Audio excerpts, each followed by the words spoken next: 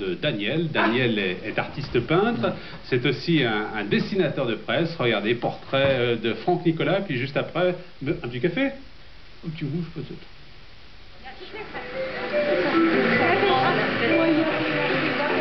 Un mardi matin, sur le boulevard de la Croix-Rousse, c'est le jour du marché.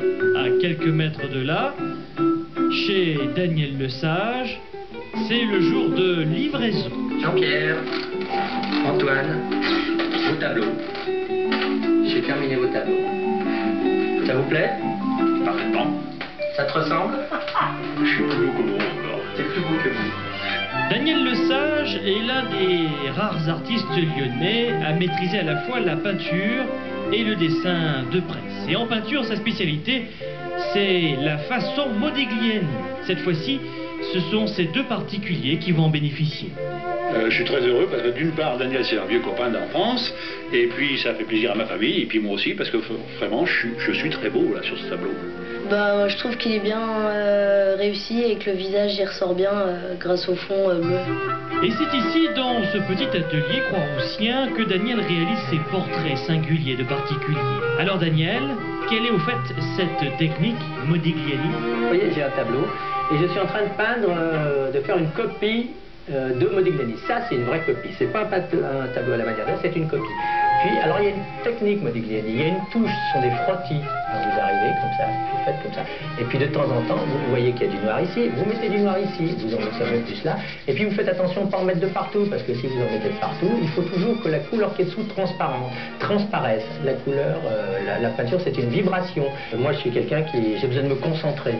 Énormément concentré. Moi, je débranche le téléphone et même vous dire, mon téléphone, c'est mon secrétaire en fait. Et il récupère tous mes coups de téléphone et puis le soir, je rappelle ceux qui m'ont appelé. Le fait de porter des portraits, ça permet de faire des rencontres. Vous rencontrez des gens, les gens viennent vous voir et vous disent, tiens, vous voulez pas faire mon portrait? Je les prends en photo, je travaille d'après photo, je les prends en photo et une fois que la photo est précise, et la photo aussi, ça aussi c'est une autre histoire parce qu'il faut que regardez bien, le visage, il est toujours au repos, la bouche est au repos, c'est-à-dire qu'on ne doit pas sourire. Si vous souriez, c'est une caricature, si vous souriez pas, c'est vraiment quelque chose de triste.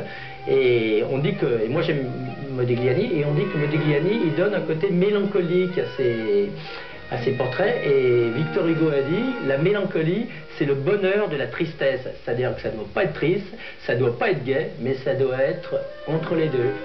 Et cette passion pour l'homme, Daniel l'a tout d'abord vécue grâce au dessin de presse, ses premières amours. Au Progrès de 73 à 81, et ensuite dans l'édition lyonnaise du Monde dès 1986. Depuis, il n'a jamais vraiment quitté cette passion. Il a d'ailleurs retranscrit bon nombre de ses dessins favoris en peinture. Quant aux hommes et aux femmes politiques qui rythment notre quotidien, il ne les a pas non plus oubliés. De Gérard Collomb à Michel Mercier, en passant par Jean-Jacques Kéran ou encore Anne-Marie Comparini, bon nombre d'entre eux donnent l'impression d'être passés entre les mains de Modigliani lui-même. Vic-Cartier au cœur du quartier Saint-Vincent pendant ces 26 minutes. Alors, on disait tout à l'heure avec Jean-Luc, c'est vrai que tout n'a pas été heureux hein, dans l'architecture de ce quartier.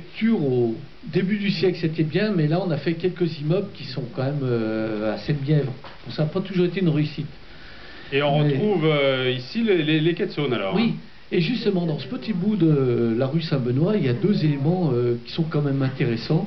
L'Hôtel Saint-Benoît, on va en parler, et puis une taverne. Une taverne qui est l'un des derniers lieux où on peut retrouver la vie qu'il y avait à l'époque des ports, les vieux de la vieille. Il y a Télé Alain aussi qui s'était. Il paraît qu'il est là depuis très longtemps. Il fait de la concurrence à Télé Alain ou pas? Non, non. Là depuis très longtemps, au début de la télévision.